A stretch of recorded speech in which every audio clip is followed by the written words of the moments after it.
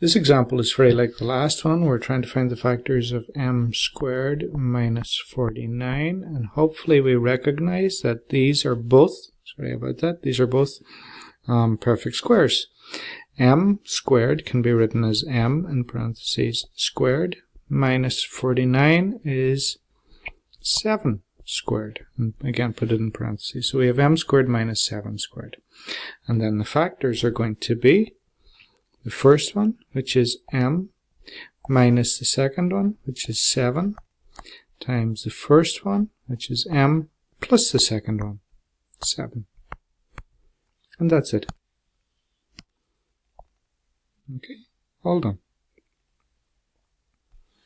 Okay, you can use FOIL again on that to ensure that when you multiply them out, you'll get m squared minus 49.